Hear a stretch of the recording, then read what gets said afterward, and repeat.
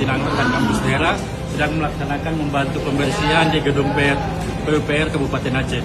Kita harus saling bahu-membahu, gotong royong untuk membantu membersihkan dan pemerintahan yang ada di sini agar supaya pemerintah di sini dapat mengakses tempat kerjanya kembali. Kemudian pemerintahan di Kabupaten Aceh Tamiang ini dapat berjalan kembali dengan aman dan bersih.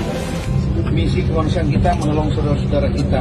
Adik dari Praja, ini adalah medan perjuangan kita selama paling tidak 1 bulan ke depan.